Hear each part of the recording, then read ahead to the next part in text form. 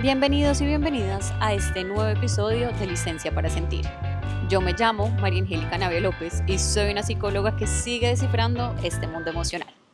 El día de hoy, y como lo dice el título de este episodio, quiero hablar de las crisis, específicamente de cómo podemos hacer para no desaprovechar una buena crisis y usarla más bien a nuestro favor. Si es un tema que te interesa, no te pierdas este episodio. Entonces, hoy quiero hablar de cómo una crisis se puede volver un punto de transformación. ¿Y qué mejor lugar que hablar de una crisis que en el lugar donde siempre logro llevar mi cuerpo a la calma y estar en tranquilidad, que enfrente del mar y oyendo las olas que podrán escuchar a lo largo de este episodio? Y todo empieza con esta frase que escuché: Never let a good crisis go to waste, que es básicamente el nombre de este episodio. Nunca desaprovechemos una buena crisis. No tengo muy claro dónde la escuché, seguramente en un podcast de Glennon Doyle o Brené Brown, que son personajes que amo y cito mucho en este podcast, pero decidí investigar un poco más. Y llegué a que es una frase que dijo Rahm Emanuel, que es un político estadounidense durante la crisis financiera del 2008. Entonces, este es un claro ejemplo de cómo frases se pueden utilizar para cualquier tipo de contexto. ¿Qué es una crisis exactamente? Y quiero hablar acá desde la psicología. No es simplemente un problema grande, que es como solemos describirlo. Es básicamente el momento en el que las estrategias que tenemos no son suficientes para afrontar la situación que está pasando. Básicamente dejan de funcionar y nos sentimos totalmente abrumados. Creo que se podría decir que es un desequilibrio temporal entre las demandas de una situación y los recursos emocionales, cognitivos y sociales que tenemos para afrontarla. Nos quedamos sin herramientas, nos quedamos sin saber cómo abordar una situación y eso nos hace entrar en modo pánico, no sabemos cómo responder y terminamos usualmente reaccionando. Entonces, en una crisis, ¿qué puede pasar? ¿Cómo se puede experimentar? Primero, es una sensación de pérdida de control, una incertidumbre gigante sobre el futuro, emociones intensas que cambian rápidamente y pueden ser tanto agradables como desagradables, una dificultad para tomar decisiones, y hay una parte que poco se habla, pero es un cuestionamiento de nuestra identidad o de lo que proyectamos y de lo que queremos en la vida. Es importante mencionar que una crisis no es un diagnóstico, no es una enfermedad, es más bien un proceso que puede durar días, meses o años, dependiendo de la situación y pues de la forma que tenemos para manejarlo. A mí me gusta hablarlo en terapia como si estuviéramos en 100. Entonces, ¿a qué me refiero? Y no sé si antes lo he hablado en este podcast, pero siempre vale la pena recordar. Si yo cojo un carro y espicho el pedal hasta fondo, seguramente llego a 100 en muy poco tiempo, en segundos. Pero si yo quito el pie del pedal y sin frenar, me voy a demorar mucho en llegar a cero. Y para mí, así se siente una emoción, pero así se siente también una crisis. Es estar en un 100 sin poder llegar de una forma rápida, que eso es lo que buscamos, a cero. ¿Y qué es lo que pasa? Me encantaría decirles que la vida es lo suficientemente amable, compasiva, tranquila, certera, como para que nos permita llegar a nuestros niveles de una forma, pues sí, tranquila y rápida. Pero no es así. Estamos en 100, empezamos 99, 98 y salí tarde del trabajo. Entonces llegamos a 100 mucho más rápido. Otra vez, 99, 98 y me cogió la lluvia y otra vez estamos en 100. Y así sucesivamente. Por eso son momentos o situaciones en los que cualquier cosita es la gota que derramó el vaso. Y no sé si se sienten identificados con esto, pero son esas situaciones en donde pasan cosas y tenemos una reacción bastante intensa, incluso para nosotros mismos, que hasta nos cuestionamos qué está pasando. Usualmente es porque estamos en 100. Nuestro cuerpo está atascado en un modo pánico, de pronto no somos ni siquiera conscientes de eso, del cual no hemos podido salir y es difícil ver el mundo de esa forma, porque yo siempre digo que cuando uno está en modo pánico es como si uno fuera un caballito de carrera. No sé si han visto los caballitos de carrera, pero tienen un artefacto, se podría decir, en los ojos que sirve solo para que miren al frente. Cuando uno está en pánico, pues solo quiere sobrevivir y uno solo mira lo que tiene al frente. Uno deja de ver otras opciones, otras posibilidades y otras cosas que están pasando alrededor. Por eso es que estar en 100 genera conductas que usualmente nos alejan de la persona que queremos ser, sobre todo si estamos en situaciones en las que realmente no necesitamos sobrevivir, sino vivir.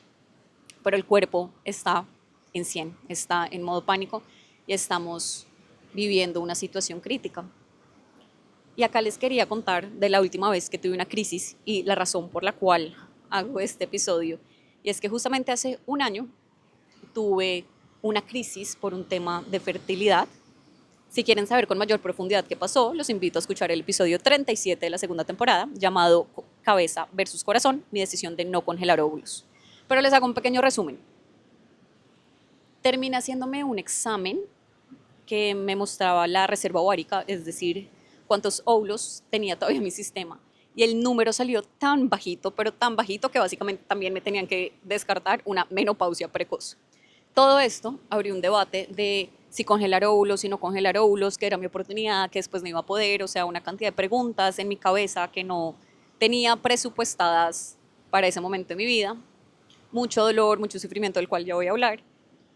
Y lo curioso es que algunos meses después, siguiendo este tema de salud, me volvieron a hacer el examen y ya salí entre los límites, entonces no se sabe si fue que algo cambió en mi cuerpo, si fue un examen de laboratorio que salió mal, pero al final estoy bien. Me acuerdo cuando le contesté a una de mis hermanas que me dijo, ay Angie, sufriste innecesariamente, pero creo que no, y ya les voy a contar por qué. Les quería contar un poco de cómo se sintió esa crisis en mi cuerpo, o sea, pensamientos de cuestionamiento de mi realidad, de querer ser mamá, no ser mamá, cuestionarme lo que quería en la vida. En un momento incluso pensé, se supone que soy mujer y eso es lo que tiene que hacer mi cuerpo y ni siquiera lo puedo hacer bien. No, terrible. O sea, mi cabeza se fue a unos lugares bastante oscuros que empezaron a afectarme emocionalmente. Yo la verdad tuve meses en los que lloraba entre pacientes, me despertaba llorando, me dormía llorando, llamaba a mi novio llorando, sentía un dolor muy profundo en mi corazón. No tenía muy claro por qué, pero pues era dolor, era decepción, era rabia, era confusión y no sabía muy bien qué hacer.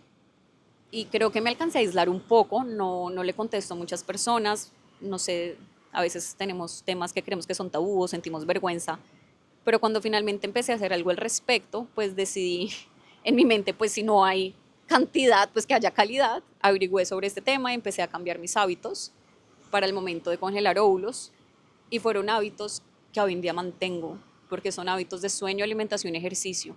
Empecé a dormir mucho mejor, me compré como un antifaz a los Sex and the City para poder dormir, eso no se imaginan cómo mejoró la calidad de mi sueño. Empecé a alimentarme mucho mejor, empecé a hacer ejercicio, incluso contraté a un entrenador personal para que me ayudara con el tema salud y hoy, un año después, les puedo decir que estoy en mi mejor estado físico desde que tengo memoria, o sea, ni siquiera a mis 20 estaba así. Esta situación y esta crisis me llevó a tomar decisiones en las que creo que se trató de no abandonarme, o así lo pienso y así lo siento. Empecé a pensar qué puedo hacer en este momento, que sería no abandonarme. Y así fue como empecé a tener conductas, evidentemente como les dije, no sin antes sufrir, no sin antes llorar, no sin antes tener unos meses muy difíciles. Y esta idea de no abandonarme, ¿dónde salió? Hay una autora que murió este año en abril, medio durísimo, se llama Edith Eger, ella fue una sobreviviente del Holocausto, una psicóloga muy famosa, tiene dos libros espectaculares, The Gift y The Choice incluso en español se llama La bailarina de Auschwitz, se los recomiendo, y ella en uno de sus libros explica que por todo lo que ella vivió, pues ella es la persona que era. Y entonces un reportero le pregunta, ¿eso quiere decir que si usted se fuera al pasado viviría exactamente lo mismo? ¿O escogería vivir exactamente lo mismo? Y ella lo miró y le responde, pues no, si yo pudiera ir al pasado y vivir algo diferente, pues claro que no quisiera ver a mis familia, a mis papás, a mi hermana ese último día antes de entrar al campo de concentración. Pero si esto ya pasó, pues tengo que ver qué me va a llevar de esta situación. Y es que desde la psicología ya del aprendizaje y del desarrollo humano, se dice que una crisis es un momento en el que nuestra forma de pensar, esos modelos, esos esquemas que tenemos sobre el mundo, dejan de explicar lo que nos está pasando. Y básicamente es un momento en el que se rompen estos esquemas y estos modelos que tenemos sobre pensar sobre el mundo. Lo que pasa es que también son momentos en donde aparece una pregunta para la que nuestras respuestas anteriores ya nos sirven y se abren como dos caminos.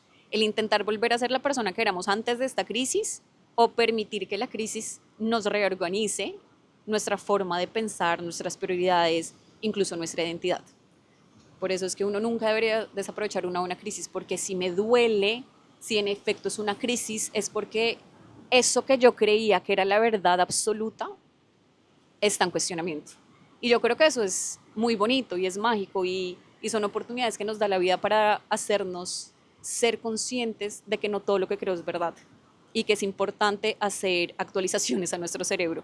Es importante saber que muchas veces el aprendizaje más profundo que hay sucede cuando nuestras expectativas chocan precisamente con nuestra realidad, porque necesitamos actualizar nuestra mente, necesitamos ver que hay otras formas de pensar, necesitamos ver que hay mucho más de lo que creemos que es verdad. Y ahí, ¿qué es lo que pasa? Que esta actualización es muy incómoda, es dolorosa, es, como lo dice la palabra, es crítica, antes de convertirse en el crecimiento que estamos buscando. Entonces, ¿qué pasó después? Después de esta crisis, decidí incluso explorar un poco más, ver mis aprendizajes que me quería llevar, pero sobre todo a un nivel mucho más espiritual. Y terminé en un proceso con Mateo Despierta, que es otro invitado que tuve en este maravilloso podcast. Es el episodio 47 de esta temporada, que se llama Constante Despertar, si lo quieren escuchar. Y es un proceso llamado Ananke, que básicamente es un camino para conectar con el llamado de mi corazón. Incluso de ahí fue la idea o el mantra que me inventé para este año, que era Angie en Calma 2026, Angie en Calma 2026. Y fui aprendiendo en este proceso, que ya lastimosamente acabó y la verdad fueron 6 meses espectaculares de cuestionarme muchas cosas, creo que era mi propósito principal. Caí en cuenta que estar en calma no significa no tener momentos de malestar, es encontrar ese camino para llegar a la calma incluso cuando aparece el malestar. Ese ha sido mi propósito todo este año y realmente creo que lo he logrado. Y es por eso que estoy muy agradecida por la crisis que viví, por las noches sin dormir, por la llorada, por el dolor que se presentó en mi cuerpo. Muy agradecida con mi entrenador, que próximamente estará en este podcast, y con mi hermana, que se unió conmigo a hacer ejercicio. Y también muy agradecida con Mateo, que creo que era la persona que necesitaba para empujarme en ese último camino y poder llegar al propósito que quería este año. Pero bueno, entonces, ¿cómo podemos manejar una crisis? Ya que si queremos aprovechar una buena crisis, primero tenemos que salir de la crisis, por así decirlo, atravesarla. Creo que es importante saber que no se trata de no sentir malestar, sino de saber qué hacer cuando el malestar aparece. Y hay una frase, yo acabo lanzando muchas frases, que también me encanta, que es Life is 10% what happens to you and 90% how you react to it. Es decir, la vida es 10% lo que te sucede y 90% cómo reaccionas a eso. También estoy averiguando de dónde sale esta frase y viene Charles R. Swindoll, que es un pastor cristiano evangélico, no sé, creo que vale la pena saber de dónde vienen las cosas que uno escucha. ¿Y qué es lo que sucede? Como no sabemos responder a lo que nos está pasando, podemos terminar teniendo conductas que nos alejan de lo que realmente queremos. Y para mí, por eso, lo primero y lo más importante es llevar el cuerpo a la calma. Como les decía, cuando estamos en pánico, solo vemos para el frente, no vemos otras opciones y podemos tomar malas decisiones.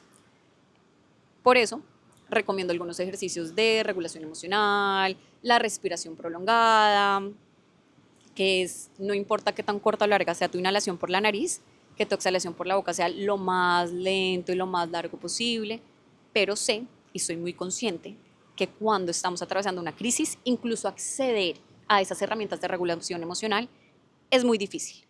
Estamos tan abrumados y en un modo de pánico que no sabemos qué hacer, y ahí es donde yo primero recomiendo la distracción.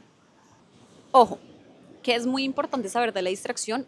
Usualmente no se recomienda la distracción para evitar emociones, para evitar situaciones, porque entonces no estamos en nuestro momento presente y no nos acostumbramos a esa sensación física, por así decirlo, y no sabemos entonces cómo responder a ella.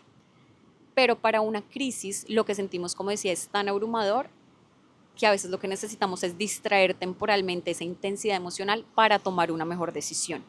Por eso se dice que la distracción no nos ayuda a sentirnos mejor, nos ayuda a no sentirnos peor y a no tomar malas decisiones.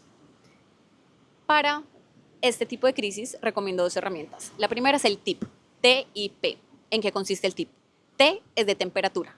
Cambiar drásticamente la temperatura del cuerpo distrae temporalmente esta intensidad emocional.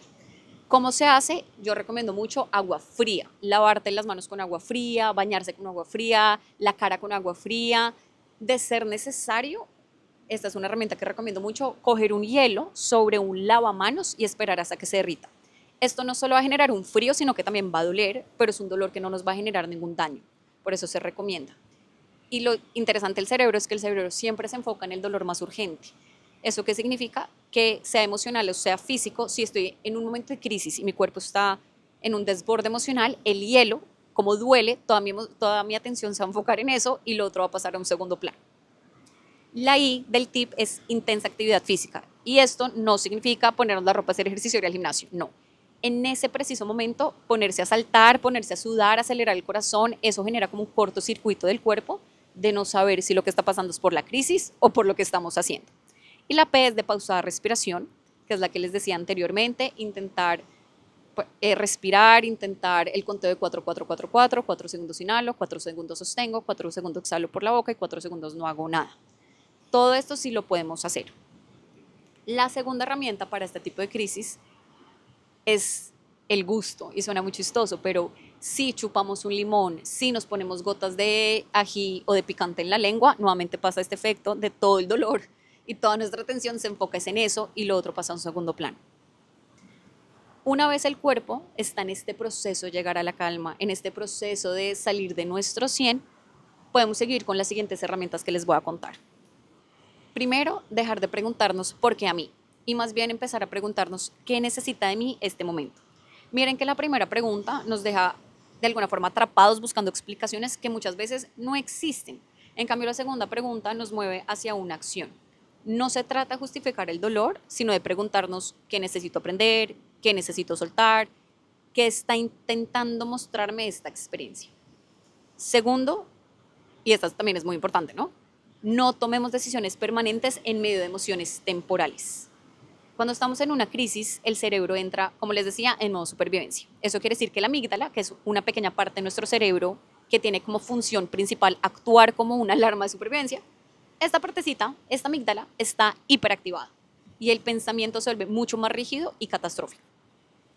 Tercero, también muy importante, tener espacios para sentir. Una crisis no solo se resuelve pensando, también sintiendo. Y es importante permitirnos llorar, permitirnos sentir miedo, frustración, incluso confusión y no entender nada de lo que está pasando. Las emociones al final del día son información, no instrucciones. Entonces nos podemos preguntar qué emoción estoy sintiendo, en qué parte del cuerpo la estoy sintiendo, qué me quiere decir esta emoción. Cuarto, busquemos esas cosas que sí podemos controlar. Miren que hay una oración que se llama la oración de la serenidad, que alguna vez escuché, creo que también la he dicho mucho en este podcast, pero es: Dios, concédeme la serenidad para soltar lo que no puedo cambiar, la valentía para cambiar lo que sí puedo y la sabiduría para saber la diferencia. Yo, como la aterrizo en la psicología, necesito serenidad y calma para soltar lo que no controlo, valentía para controlar lo que sí, pero sobre todo sabiduría para saber la diferencia. Y este paso creo que se trata de que practiquemos la sabiduría, porque el ser humano no tiene ni idea qué controla y qué no. Entonces, enfocarnos en esas cosas que sí podemos controlar, que sí depende de mí hoy. ¿Cuál es el siguiente paso, aunque sea pequeño? ¿Qué sí puedo hacer que esté en mi control?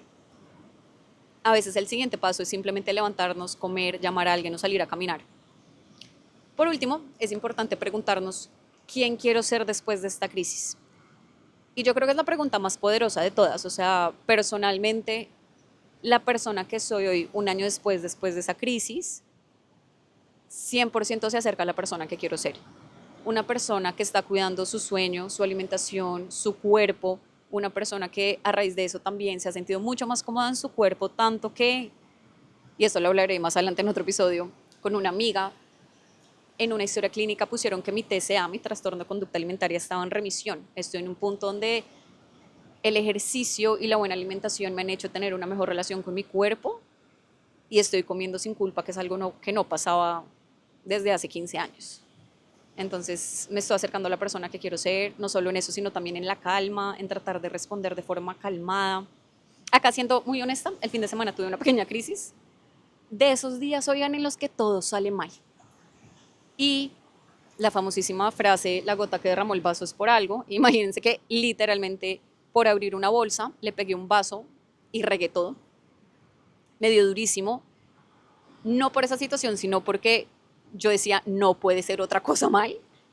Y me puse a llorar, empecé a respirar, me senté en la cocina y me di ese espacio para llorar, para llevar el cuerpo a la calma, para tranquilizarme, para recordarme que todo tiene solución, que no es tan grave. Obviamente mi novio vio todo esto desde la sala y se preocupó, se acercó y me dijo si estaba bien, y yo sí, me estoy dando un espacio acá sentada en la cocina para respirar, y ya después de esos 5 minutos me pude parar y limpiar el desorden. Entonces, como les digo, no se trata de no sentir malestar, se trata de saber qué hacer en esos momentos, por lo menos para intentar llevar el cuerpo a la calma y tomar mejores decisiones. Pero esa pregunta a mí me encanta, ¿quién quiero ser después de esta crisis? Yo creo que muchas veces las personas queremos volver a ser la persona que éramos antes, y creo que eso es complejo porque tenemos información nueva, tenemos aprendizaje nuevo, tenemos creencias nuevas que hacen que ser la persona que éramos antes sea un poco difícil, pero no significa que no podamos integrar la persona que éramos antes con la persona que somos ahora. Entonces, más bien, en vez de preguntarnos cuándo volveré a ser quien era, preguntémonos quién quiero convertirme gracias a lo que estoy viviendo, porque ahí es cuando empieza el crecimiento. Por todo esto, creo que las crisis no siempre llegan para rompernos. Creo que llegan para romper las historias que ya no nos sirven. Y siendo realista, no podemos escoger las crisis que vamos a atravesar, pero sí podemos elegir cómo las vivimos. Podemos elegir si salimos con las mismas creencias o con una versión más consciente de nosotros mismos. Porque al final del día, la verdadera transformación no es que el problema desaparezca.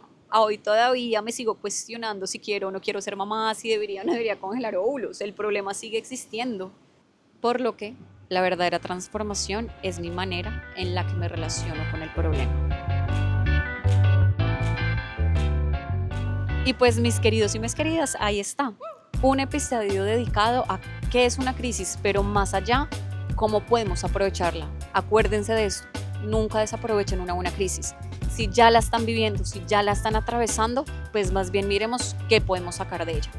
Espero que este episodio les haya gustado, que se hayan podido sentir identificados, pero que sobre todo se lleven herramientas para acercarse a la persona que quieren ser, herramientas para saber manejar esa crisis, porque como hablamos, las crisis van a seguir llegando, pero más bien miremos cómo podemos manejarlas.